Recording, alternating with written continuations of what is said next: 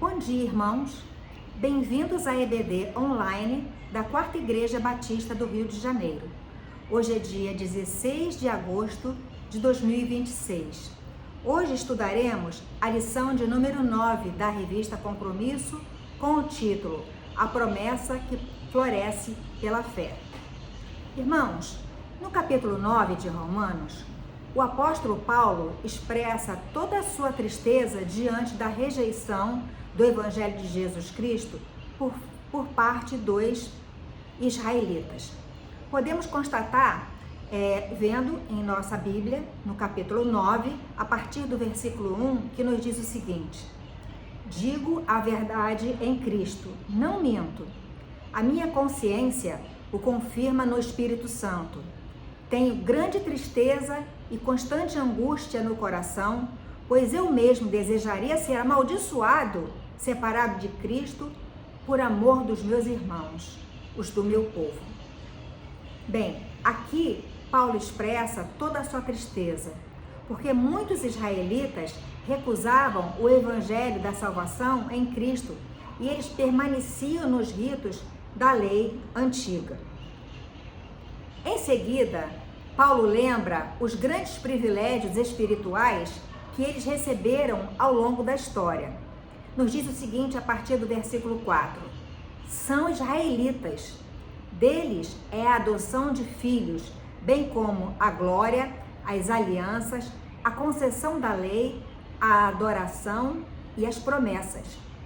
Deles são os patriarcas e deles é o Cristo, que é descendente humano, o qual é Deus acima de todos, bendito para sempre. Amém.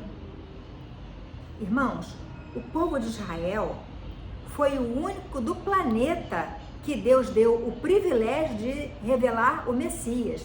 Olha só a grandiosa bênção que esse povo já havia recebido.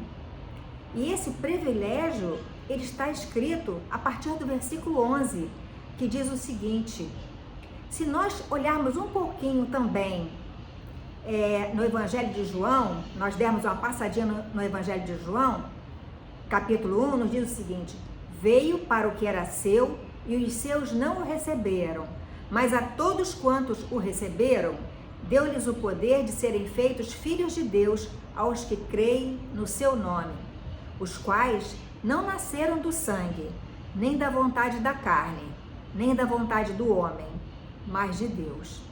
E o Verbo se fez carne e habitou entre nós, e vimos a sua glória, como a glória do unigênito do Pai, cheio de graça e de verdade.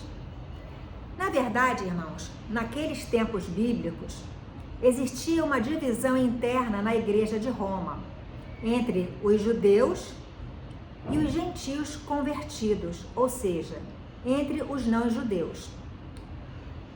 O desejo do apóstolo Paulo era, então, a harmonia na comunidade cristã, sem distinção entre os israelitas, que se vangloriavam dos privilégios de terem nascidos da linhagem de Abraão, e os novos convertidos, que eram os gentios, ou seja, aqueles que não tiveram esse privilégio, mas, no entanto, aceitaram o Evangelho de Jesus Cristo. E muitos judeus ainda achavam que, mesmo aceitando o Evangelho como deveriam, ainda queriam que os novos convertidos seguissem e cumprissem a lei antiga, como, por exemplo, até fazer a circuncisão. Também existe uma passagem no livro de Atos dos Apóstolos, no capítulo 15, versículo 1, que nos diz o seguinte: se não vos circuncidardes conforme o uso de Moisés, não podereis ser salvos. Então esse era um pensamento que fazia uma grande divisão naquela igreja que estava ali em Roma. E sobre esse assunto que Paulo, ele fala muito claramente sobre a verdadeira fé que deveria de reinar no coração de todo o povo, que é aceitar o Evangelho de Jesus Cristo. Pois os judeus, eles nutriam o pensamento que bastava ser descendente de Abraão, para serem herdeiros da bênção. Eles achavam que bastava isso. Mas Paulo passa a esclarecer que nem todo descendente de Israel era de fato israelita. Ou seja, não era suficiente herdar as bênçãos abraônicas por nascimento. Por exemplo, nós vemos o caso de Ismael, que foi primogênito de Abraão, que era filho de uma escrava chamada Agar. Mas, no entanto, a bênção do herdeiro foi para Isaque, filho de Sara. Também temos o caso de Esaú, filho de Isaque, que nasceu primeiro, mas seu irmão Jacó veio tornar-se um patriarca do povo de Israel. Então, o que acontece? Deus está mostrando para o povo que a sua soberania, ela está acima da lei. Porque esses casos que eu citei sobre Ismael e também Esaú, historicamente para o povo, todo primogênito, ele herdava a bênção da primogenitura. E, no entanto, nesse momento aqui, Deus muda tudo, porque Deus é soberano para fazer a sua própria vontade e nomear como herdeiro quem ele deseja realmente. Então, por isso, com relação a esses primogênitos, eles não herderam a primogenitura. E sobre Esaú e Jacó, nós podemos também pensar que tanto Esaú quanto Jacó, eles representavam grandes nações.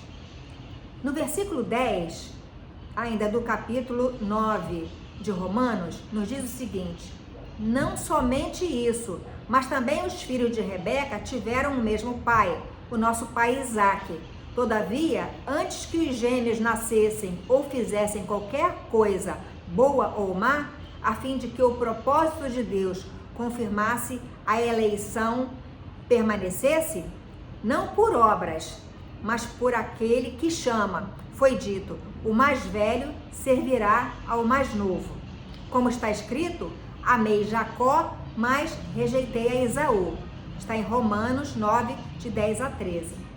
Então aqui nós vemos que pela presciência de Deus, porque Deus ele é onipotente, ele é onipresente, ele é onisciente, ele sabe antecipadamente todas as coisas, ele já viu que mesmo que no caso Esaú tenha nascido primeiro que Jacó, mas foi a Jacó que Deus deu a bênção de exercer a sua aliança e o seu patriarcado com relação à continuidade do seu povo Israel.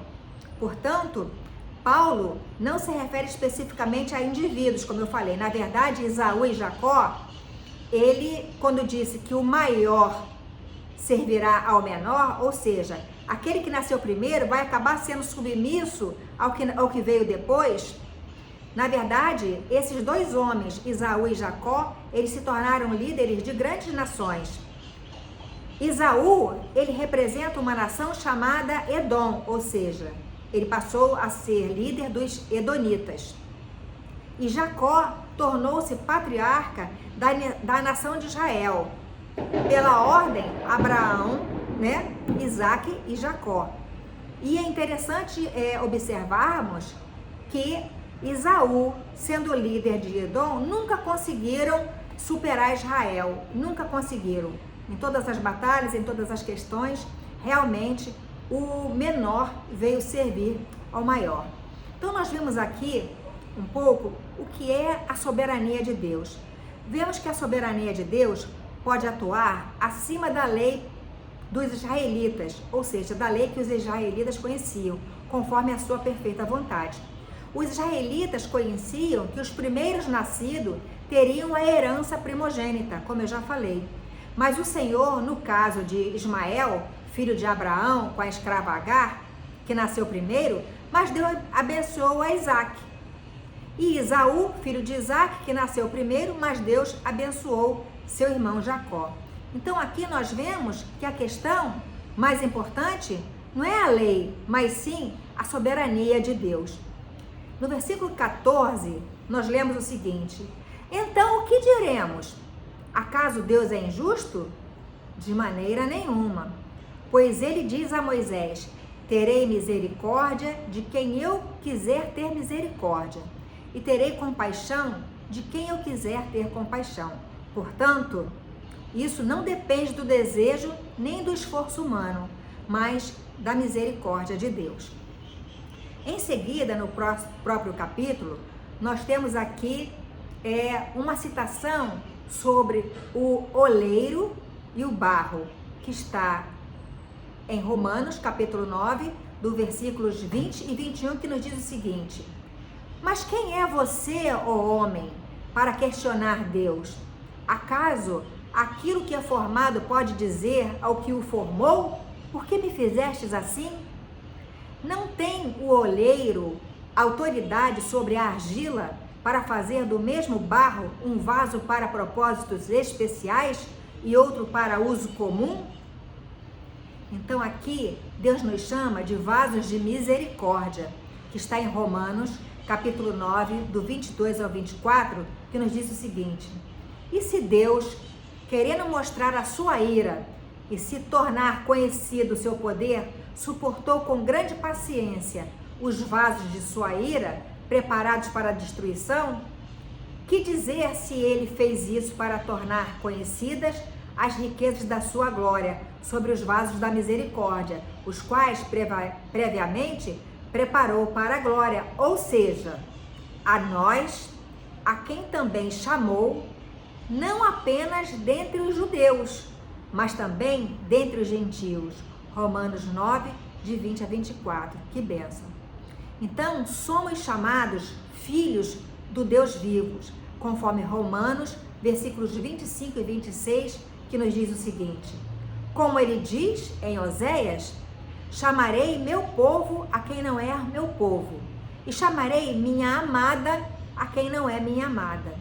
E acontecerá que, no mesmo lugar em que se lhe declarou: vocês não são o meu povo, eles serão chamados filhos do Deus vivo. Na parte final desse capítulo de Romanos, que se encontra dos versículos 30 a 33, nos diz o seguinte: que diremos, pois? Que os gentios que não buscavam a justiça alcançaram a justiça? Sim, mas a justiça que é pela fé. Mas Israel, que buscava a lei da justiça, não chegou à lei da justiça. Por quê? Porque não foi pela fé, mas como que pelas obras da lei, pois tropeçaram na pedra de tropeço. Como está escrito: eis que eu ponho em Sião uma pedra de tropeço e uma rocha de escândalo, e todo aquele que crer nela não será confundido. Então, glória a Deus que nós, que aceitamos a Cristo, nós não somos confundidos. E essa pedra de tropeço não veio para nós, veio para aqueles que não entenderam que Jesus Cristo, ele é o Senhor da salvação. Jesus Cristo, ele é a revelação da promessa que foi profetizada para os judeus nos tempos antigos. E hoje, como nós temos Jesus Cristo, muitos ainda não o aceitaram. É interessante também que quando ele fala em pedra de tropeço, nós vemos que ele se refere a uma citação antiga que está em Isaías. Então, essa expressão pedra de tropeço, ou seja, rocha de escândalo, ela vem profeticamente do Velho Testamento, especificamente nos escritos do profeta Isaías, capítulo 8, versículo 14, e também capítulo 28, 16, que profetizou sobre a vinda do Messias Jesus Cristo. Ela simboliza o próprio Deus ou o Messias, que se torna um ponto de divisão, salvação para quem crê, mas ruína para quem o rejeita. Podemos chegar agora a uma breve conclusão. A conclusão é que o apóstolo Paulo afirma não haver, ou seja, não é bastante ser descendente de Abraão para herdar a promessa, como os israelitas pensavam. Na verdade, os judeus que eles rejeitaram uma bênção, na verdade, que era deles. como nós vimos anteriormente, veio para os seus, mas os seus não o receberam.